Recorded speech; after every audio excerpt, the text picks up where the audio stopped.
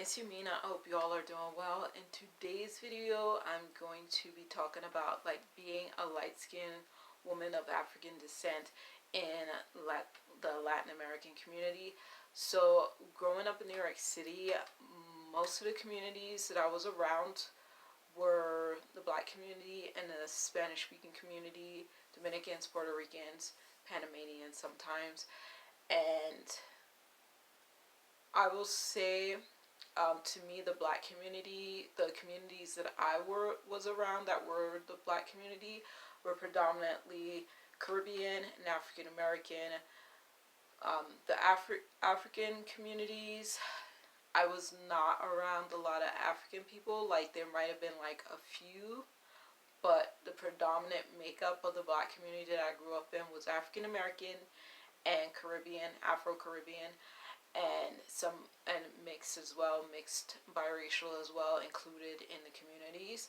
And the Spanish-speaking community, Dominican, Puerto Rican, were the main biggest communities that I was around, and they were separate community, even though I was close friends and acquaintances with people from the community, and most of the times those communities lived side by side with each other and intermingled in our families and how we spent time with each other and all that good stuff. So, close association with that community, and one of my favorite communities ever. So, I want to let. So, I was often mistaken for being Dominican or Puerto Rican, especially growing up in New York City. But outside of that, as well, I would get asked where I was from, usually by people who were Hispanic or Latino, Latina. So that is a never-ending situation even to this day.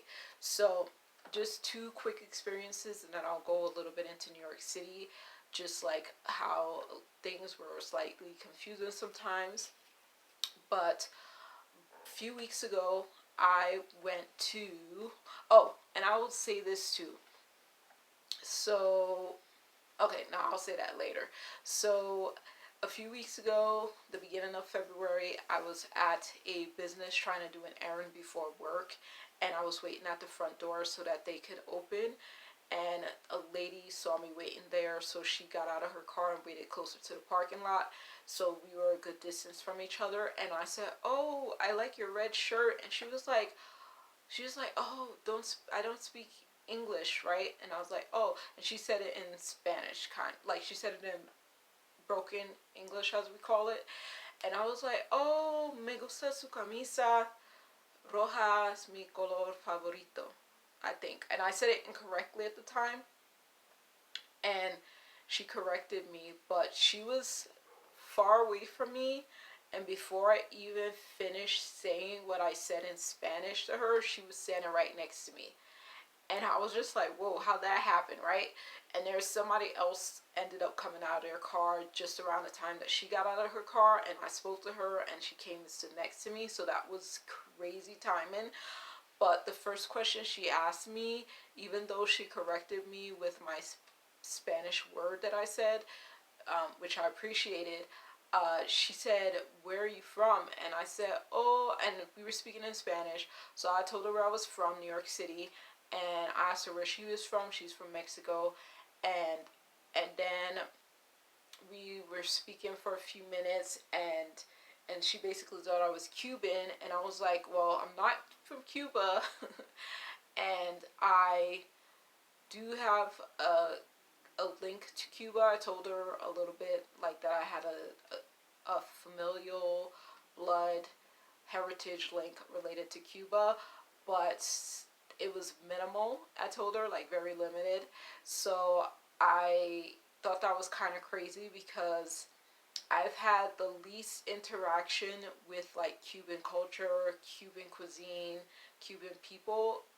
Like, I've had interactions, like, even online, but out of all the Spanish speaking people, that's my least amount of interaction. That was the first time somebody ever mistook me for being Cuban, when they mistook me for being from a Spanish speaking country, for when they mistook me for being Latina. So that was very interesting and very kind of confusing at the same time.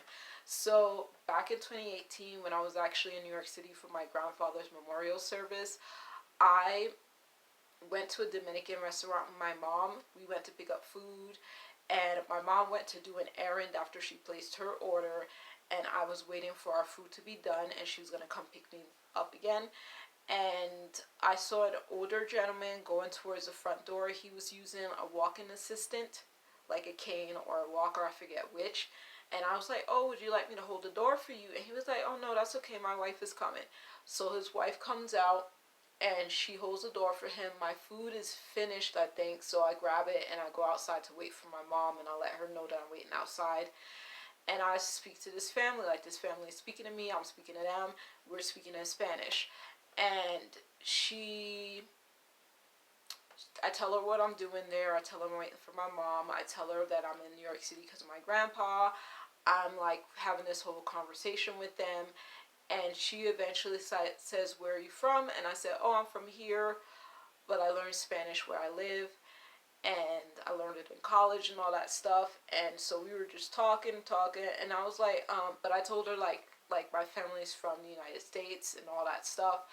And she was like, "Oh, okay." She's like, "Yeah, your Spanish is so good. Like, I hope you keep it up because you speak really well." And I was like, "Thank you." And I was all in Spanish, right?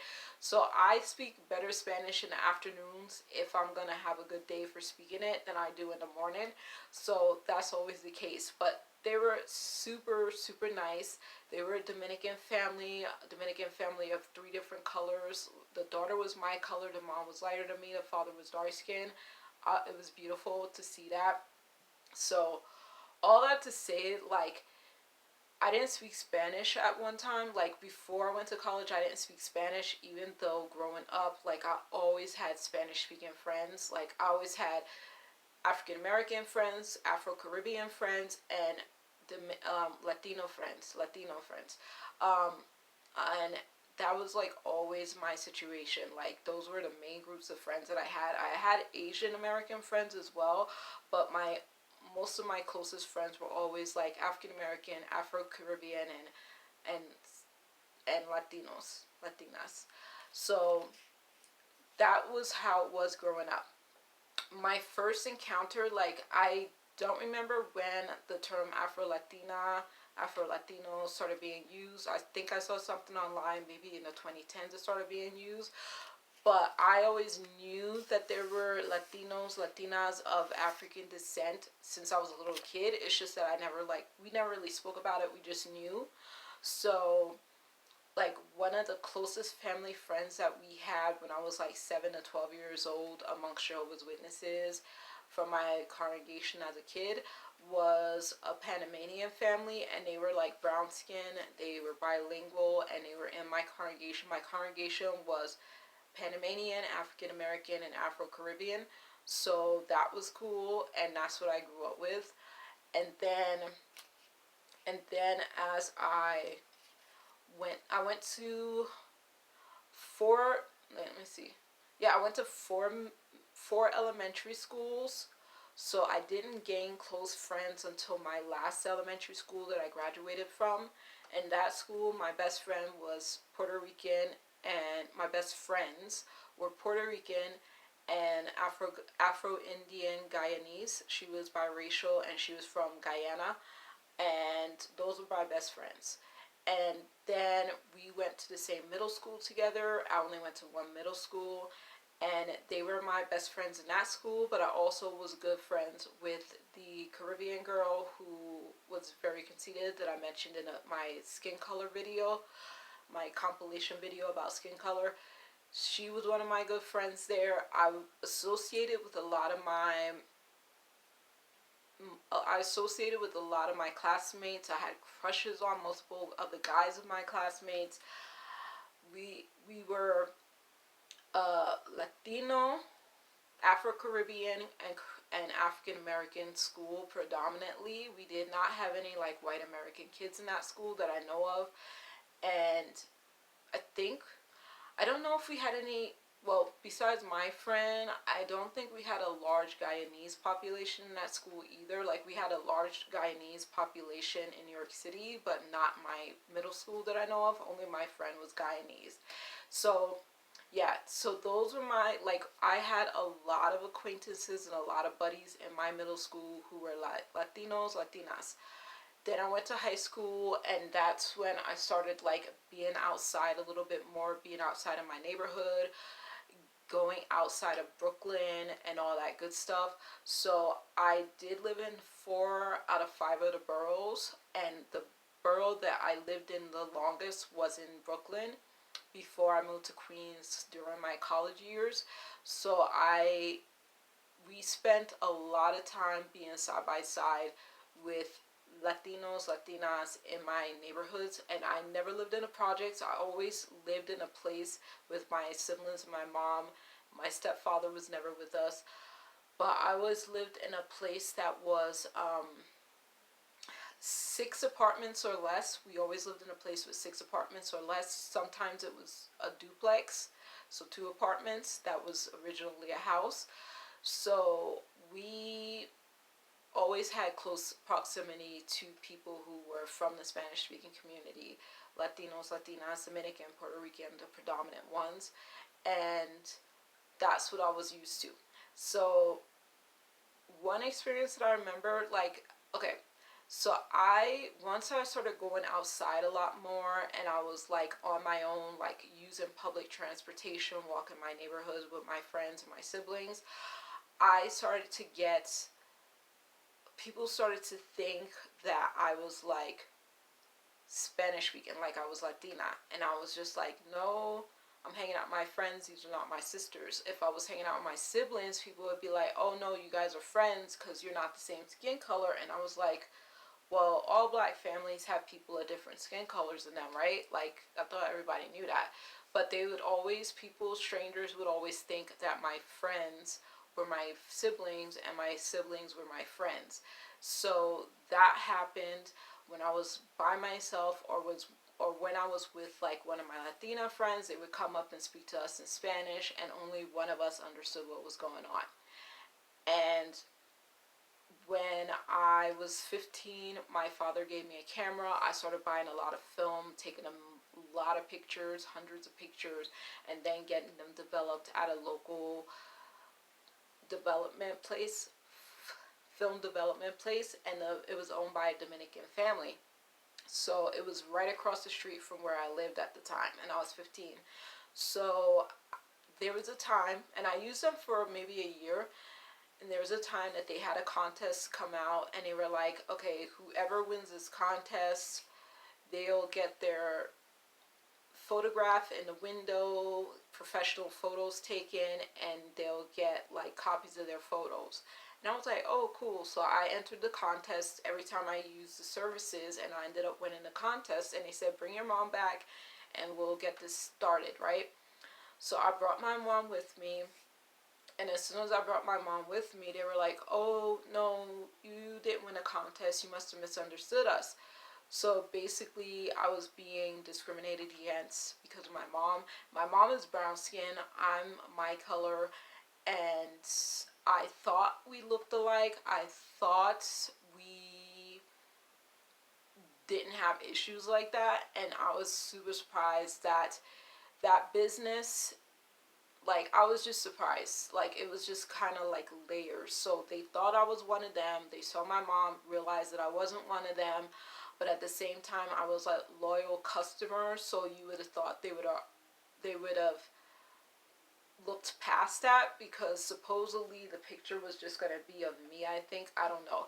But yeah, they ended up not using me. They ended up not let me win the contest anymore, and I stopped using that service. I went to a different development place, a different film development place. I forget what the proper word for that is. But yeah, I ended up going someplace in Manhattan instead of in Brooklyn, and I stopped using their services because I was like, man, I spent so much time using a service for them to like turn their back on me, and because they were being discriminatory when I thought we were cool. So that was disappointing. But yeah, so I would get mistaken for being Latina, but I am not, and I was always kind of surprised. Like, no matter how many times people would like speak to me in Spanish, I always thought that I looked like a little black girl, and my friends knew that I was like a light skinned black girl, and I didn't question anything when people would say, like, when they would think that I was like Spanish speaking, I would not even question it. And when I say Spanish speaking, I'm just talking about speaking the language, not, the country, because I made it a point in my life, like very early on, to differentiate between the language and the people that spoke the language, because there's different countries that speak Spanish. So, so I was just very surprised by that experience. Let me see, what else did I want to bring out? So there was a time that I did think that I did have like Spanish ancestry, because I saw a picture of my papa one time, my father, and I was just like, oh my goodness, my father's like Hispanic or something. And I knew him. I actually had hung out with my father when I was 7 years old, and maybe a little older a few times, and I knew how he looked, but seeing a picture of him again when I was a teenager, it was like, oh, my father's Hispanic, he's Latino. Like, what? How that happen? So I started thinking that I had association with that. But what is funny, even though I knew about people like being biracial or mixed in New York City, even though I thought my father was possibly Latino, I didn't say, oh, I'm Latina, sorry. I didn't say that to myself, because I didn't like internalize it. I was just like, oh, that's part of my heritage. That's not who I am, right? So it was weird. But then I stopped thinking that at a certain point, and I stopped like claiming that. But I always had friends who were like Latino, Latina, and like listened to the music, ate the food, hung out with my friends, said the one or two Spanish words that I knew, did really great with my Spanish speaking classes in high school and middle school. I got like B's in my classes, not A's. I thought I got A's, but I got like B's and B pluses in Spanish class, and I really enjoyed it. But I didn't learn how to speak it until I went to college. But so that was my situation in New York City. So people would often mistake me, and sometimes they would mistake me for being Latina. Even if I was around like other black people, they would still like mistake me for being Latina. Um, and people also were very protective of me. So um, my first boyfriend was Puerto Rican, and it was just by name. Like, I saw him once, twice, maybe three times, and it was only a name. Like, he was just my first boyfriend, and that was real quick. Like, that was just a relationship in name only. So he okay. So but Dominican and Puerto Rican boys were very protective of me. Um, like, if I had a problem with a boy and I would tell them about it, they would be like on the lookout for me. And this only happened like a couple of times maybe.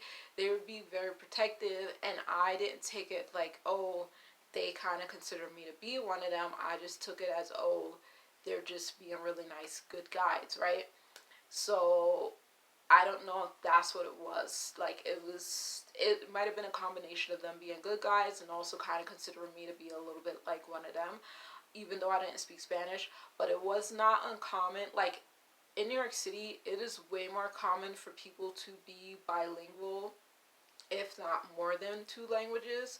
Most people who were from Puerto Rico, from the Dominican Republic, were bilingual, and it was super uncommon for people not to be. So yeah, that's a factor. But they did not discriminate against you. If they knew that you were Dominican or Puerto Rican or from any other Spanish speaking country, they thought you were Latina, Latino. If they knew you were, they did not discriminate. Even if you didn't speak the language, they were very welcoming to their friends who didn't speak the language too. So I could say that for sure. What was the other thing I wanted to bring out? So in college, that was a different story. Okay. So, okay. So I can say, I'll say this and then I'll like kind of wrap this up. So after I became one Jehovah's Witnesses multiple times, like my Spanish was really good because I had learned Spanish in college, and then I got baptized as one Jehovah's Witnesses after, and I was associating with the Spanish speaking congregations locally. So there would be times that people thought I was Puerto Rican. People thought I was from some other Spanish speaking country because they would hear me speaking Spanish to other people and they would be like, "Where's she from?" But they wouldn't ask me. But then if I was hanging out with my Spanish speaking friends, my Spanish was very poor. I had a hard time understanding stuff, and I had a hard time keeping up with like translating what I wanted to say if I was trying to speak to someone who only spoke Spanish amongst the group. So sometimes people would have to translate for me, but my friends were very welcoming to me, so I appreciated that.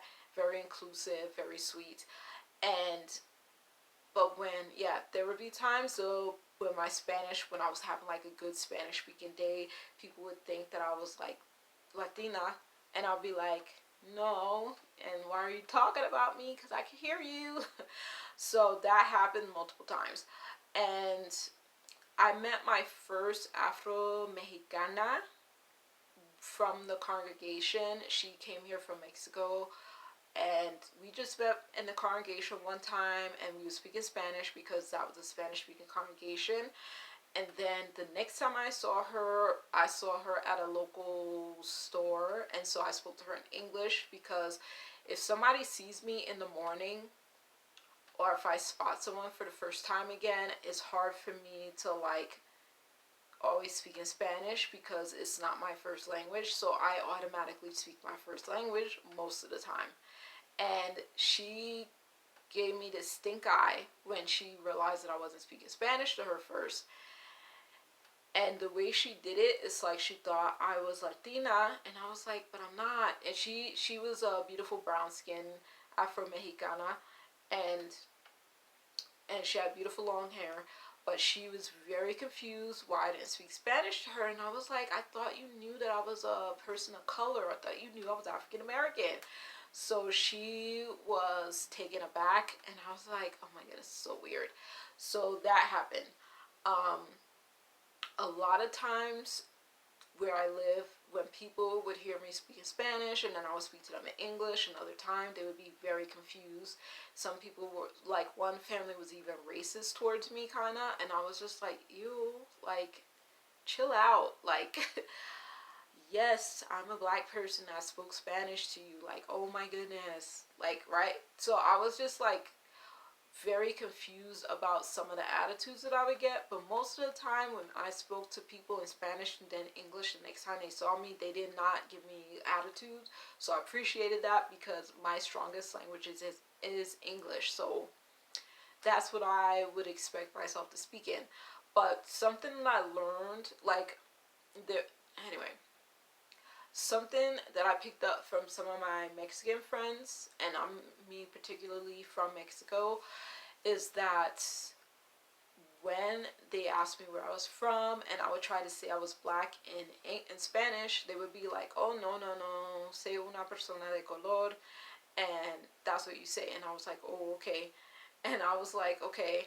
So I would tell them that, and sometimes I would be like, that means African American, but I stopped translating that because I felt like as history in the US is not taught super well, like me saying African American to someone from a Spanish speaking country is not going to be understandable 100% in the way that it is to people born here. That is an ethnicity and not like being from Africa, you know, like straight, like right from Africa. So I stopped saying that in Spanish and I would just say una persona de color. And that would be understandable to them, I would hope. I guess. I don't know.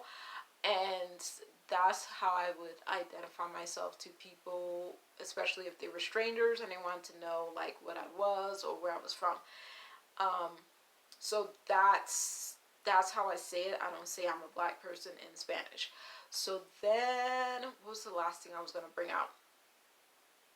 The last thing I'm gonna bring out is, oh, okay. So the last thing I'll bring out is that all my years living here, most of the people that have ever asked me where I was from, because I've been stared at by like many people, even like tourists from Europe and stuff, and tourists from African countries and Caribbean countries, I've been stared at. But the people who always ask me where I'm from, whether they have had conversations with me previously or interactions with me previously, and it's like kind of on a kind of consistent basis because they work where I live or something, it's always been Latino men. And they always are like, where are you from? And I'm just like, I'm from here. Like, I'm from New York City. Like, and I would always think, okay, they're gonna get it. But I forget, like, some people might think that I'm Puerto Rican if I say that. So I'm just like, I don't always tell people because I'm just like, I'm from New York City. Like, that should be enough for you to know. Because I didn't know what to tell them. I didn't know what they were going to say. And I didn't want to, yeah, I didn't feel like telling them what that entailed because I didn't feel like I had the words for it. So I would just be like, why are they asking me all the time? Like, always Latino men would be asking me where I was from. Hispanic or people from particular like countries who were like more recent immigrants would be asking me where I was from, and that was whether I spoke to them in English or whether I spoke to them in Spanish. So that was like always confusing. And I had another point I was gonna bring out. Oh, okay. And one of my Latino acquaintances, Hispanic acquaintances, his wife was biracial. She's German and African American. And this man could not get it out of his head that I was only like, this is before I knew I was multi-generationally mixed. He couldn't get it out of his mind that I was like only black. And so every time he would see me, he would be like, are you sure you're only black? Are you sure? Are you sure? Are you sure? To the point that his wife had to be like, stop, because I didn't know what to say. So I was kind of like not saying anything. And his wife finally had to tell him to stop doing that because like, I don't know what she told him, but I was like, thank you, girl, because I don't know what to say. I didn't know what to say. So he finally stopped doing that because I've said in previous videos, being someone who identified as African American for like the longest time in my life, I didn't know where my background was from, and I always felt like stumped when people were like, where are you from? When I say I'm African American, like I thought people knew that African American was an ethnicity, so I would always be stumped when people would be like asking me more. I'm just like, I don't know what to tell you. So now I know more, but at the same time, like African American is an ethnicity, being multi-generationally mixed is an identity, and it includes like multiple things for different people. So I was just like, yeah, I'm not going to be telling people all of that because that's not everybody's business.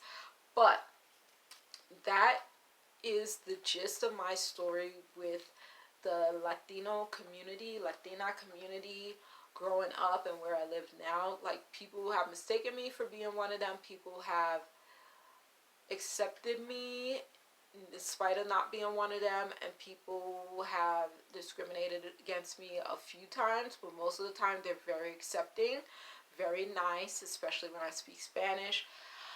And I want to continue to practice Spanish so I am more fluent because it's a beautiful language. It's one of my favorite languages. But let me see. I think that's mainly what I wanted to say because that's my experience, and I never internalized people mistaking me for being Latina. I always was just like, oh, this person just sees me as Latina, but I didn't think, oh, what is it about me that makes people think that? I just thought it was part of my life growing up in New York City that I would get mistaken as being Latina just because that's where I was, and that's a big population that of people that were there. I just took it as part of the territory of living there. So when I got asked it more often where I live now, I just took it as me speaking Spanish. People were like, oh, she speaks Spanish. Which country is she from? Because she speaks Spanish. So it was, that made sense to me. But back then, when it was just based on my look, I didn't know what to tell people. I even thought it was based on my hair because my hair was straightened back then. I always associated it with my hair, even though like some of my Latina friends, they had curly hair, they had relaxed hair, and yeah, like that was, those were the two main things. They either had curly hair or relaxed hair. I don't think anyone really had straight hair. Oh, a couple of my friends had straight hair too, like naturally straight, not relaxed. So it really depended, but I thought it was always on my hair, not based on how I looked to them. So I never internalized it. But anyway, that is the end of my video. I hope that made sense. Please let me know if you have any questions. I will be doing a follow-up video on my identity because I finally think I can get it out without being long-winded. So I will talk to y'all later. Have a good night and a good rest of your week. Bye. Thank you for watching. Thank you for listening. Bye.